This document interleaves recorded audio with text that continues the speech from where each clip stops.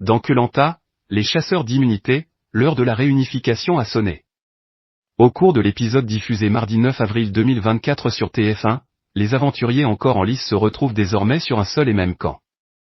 2 ambassadeurs ont été nommés dans chaque équipe, il s'agit de Pauline et Léa. Et alors que la candidate jaune n'a rien lâché, sa camarade rouge a finalement sacrifié un membre de son équipe. C'est ainsi que Ricky a été éliminé. Auprès de purepeople.com, le champion de karaté revient sur son aventure et met les choses au clair quant à son départ qui semblait s'apparenter à un abandon déguisé. Que pensez-vous du choix de Léa, de vous éliminer plutôt que d'aller à la boule noire? C'est un choix pour lequel je ne peux pas lui en vouloir car, comme je l'ai dit, j'aurais fait la même chose. C'est son choix et je le respecte.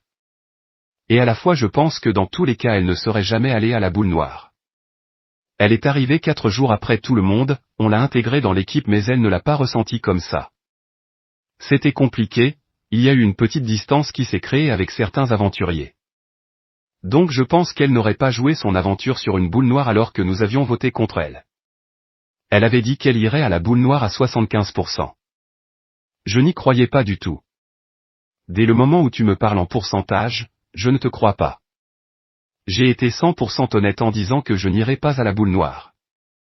Si on m'avait dit, à 99% je vais à la boule, c'est non parce que je prends en compte le 1% restant.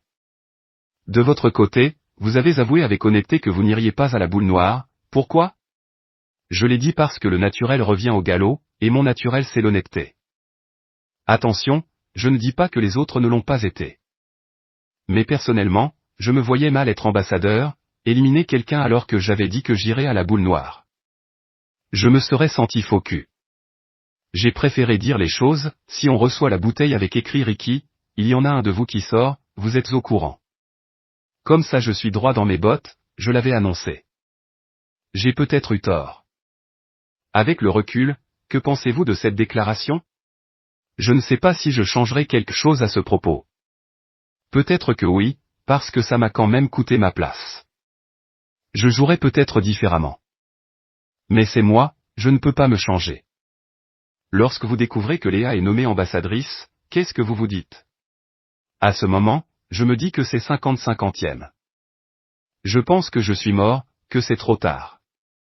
Et à la fois elle a toujours revendiqué voter au mérite, pas aux affinités. Donc je me suis dit que peut-être je suis l'un des plus méritants, qu'elle va suivre ses paroles. Mais j'ai d'abord pensé que c'était fini. Au retour des ambassadrices, vous apprenez la mauvaise nouvelle sans réagir au départ. Que se passe-t-il dans votre tête? C'est le choc. Parce que le temps qu'ils annoncent le prénom, on a l'espoir de rester. Et moi encore plus parce que je savais que j'étais plus en danger qu'Amri, par exemple. C'est le vide total, le néant. Je comprends et en même temps je ne comprends pas. Je me dis que je sors, puis j'imagine que finalement non, qu'on va m'annoncer que je ne pars pas. Il y a plein d'émotions dans ma tête. Et au moment où je réalise, je m'effondre. Finalement, vous indiquez comprendre, oui et non la décision de Léa. Ce qui la fait bondir, et la pousse à révéler que c'est vous qui aviez demandé à être éliminé. Que s'est-il réellement passé? Mes paroles ont dépassé mes pensées.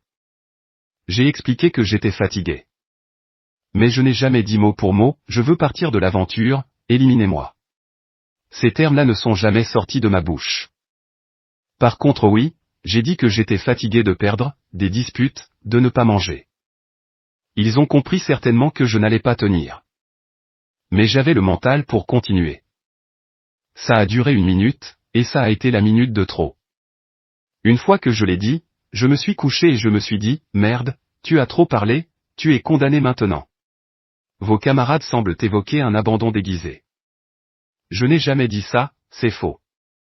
Après chacun interprète les termes comme il le souhaite. Si j'avais voulu partir, je n'aurais pas attendu la réunion des ambassadeurs.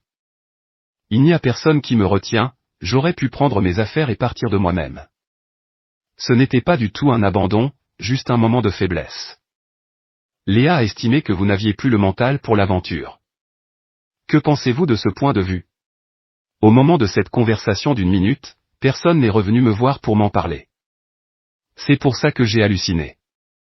Je me rends compte que je suis éliminé juste pour ça, une toute petite minute de discussion. Je ne comprends pas trop et je suis complètement choqué. Mais en toute honnêteté, je ne pense pas que ce soit la seule raison de mon départ. Il y a aussi le côté affinité, parce que Léa savait très bien que si j'avais été ambassadeur je l'aurais éliminé. J'étais bon niveau sportif, et on arrive aux épreuves individuelles donc c'était peut-être aussi le moment de m'éliminer. Je pense que c'est un tout. Le mental, c'était peut-être l'argument acceptable pour me faire sortir. J'en pense quant à lui que vous étiez très combatif sur les épreuves, beaucoup moins présent sur le camp. Qu'en pensez-vous? Quand Jean dit que je suis bon sur les épreuves, je le rejoins. Quand il dit que je n'étais pas trop actif sur le camp, je ne le rejoins pas. Parce que je n'ai pas été actif pendant 24 heures seulement. Et durant ce temps, on m'a reproché la lune, tu ne fais pas ci, tu ne fais pas ça. Alors que toute mon aventure, j'ai fait ma part du marché, à savoir aller chercher du bois, de l'eau. Sur les épreuves j'ai été irréprochable. Mais il suffit de 24 heures où j'ai pris la décision de ne rien faire parce que j'étais épuisé, on me le reproche. On n'a retenu que ce côté-là où je ne foutais rien sur le camp alors que j'ai été irréprochable pendant 20 jours. Ils n'ont gardé que la dernière image que j'ai donnée. Plutôt, lors du jeu de confort, les jaunes l'emportent. Qu'est-ce qui n'a pas marché chez les rouges d'après vous? La cohésion. On était par équipe de 3. Nous, on ne voyait pas le groupe de Meyssa, Cécile et Mégane. Mais apparemment, des dires de Julie et David, c'était un petit peu catastrophique. Donc j'ai compris que nous n'étions qu'un seul trio à jouer au lieu de 2. C'est ça qui a fait la différence, chez les jaunes ils étaient 2 trios. Sur le camp rouge, beaucoup de conflits semblent avoir éclaté. D'après vous, pourquoi? C'est simple, je pense. La vie en communauté était difficile. Les jaunes, eux, ont eu l'opportunité d'aller au conseil plusieurs fois. Opportunité, c'est un bien grand mot parce qu'ils ont quand même perdu plusieurs fois. Mais ce que je veux dire, c'est qu'ils ont eu la possibilité d'éliminer les personnes qui pouvaient porter préjudice à leur équipe, faire le tri finalement. Chose que nous avons eu très peu de chance de faire. Donc on est resté très nombreux, et forcément il y avait des clans. Et des clans dans une aventure où on dort tous ensemble par terre sans manger, ça fait des conflits. La semaine dernière, Maxime évoquait un quatuor formé par vous, David, Cécile et Mégane. Était-ce l'un des clans que vous évoquez? Non, j'en ai même rigolé au conseil de son élimination. Il s'est clairement inventé cette histoire. Pour preuve, j'ai donné mon collier à Meyssa. Je ne vois pas à quel moment il a été question de ce quatuor. Oui, on discutait beaucoup parce que les journées sont longues. Moins avec Maxime. Mais à aucun moment il n'y a eu de quatuor. Pourquoi avoir fait le choix de céder votre collier d'immunité à Meyssa? Dès le premier jour, c'était une évidence. Lorsqu'on s'est rencontrés, on a discuté de sa famille, de la mienne. On a rapidement créé ce lien, d'alliance au départ puis après c'est devenu mon frère au-delà des liens du sang. C'est mon frère et aujourd'hui on se côtoie encore. Ça a été un choix stratégique dans le sens où je savais qu'il n'y avait que lui qui pouvait potentiellement bien jouer ce collier. Et c'était aussi une preuve de mon amitié. Le message c'était, tu peux me faire confiance, moi je te fais confiance. De quoi avez-vous le plus souffert sur le camp? L'humain sans hésitation. Toutes les disputes étaient infernales. Je déteste ça, dès qu'une dispute éclate, je m'en vais. Je ne comprenais pas pourquoi on se prenait la tête. J'en suis arrivé à me demander si j'étais normal. Comment se sont déroulées les retrouvailles avec votre copine, votre maman?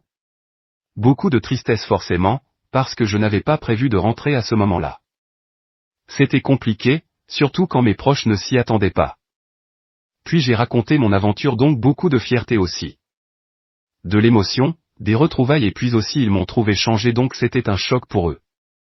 La tristesse a duré peut-être 1 heure, après ce n'était que de la joie. Contenu exclusif ne pouvant être repris sans la mention purepeople.com.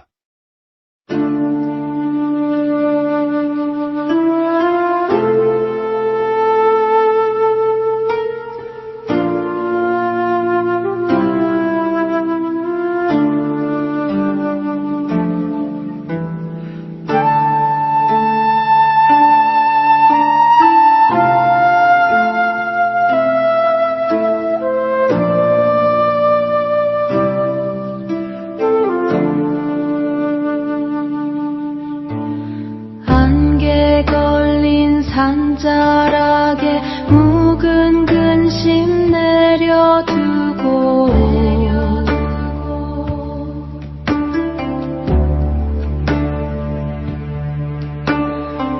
토끼의 묵은 때를 맑은 물에 씻어내니 고요한 마음자리엔 푸른 연꽃 피어나네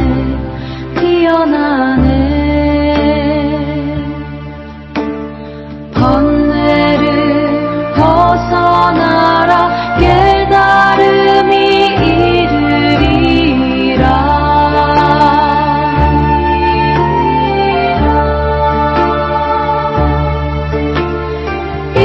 2026 붉은 해가 문 앞에 당도하니 재물의 길이 열리고 평안이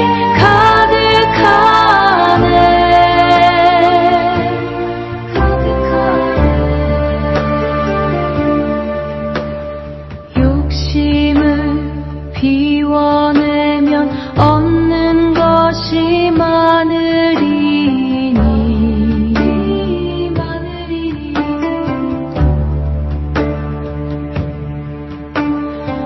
토끼의 지혜로서 고난을 넘어가네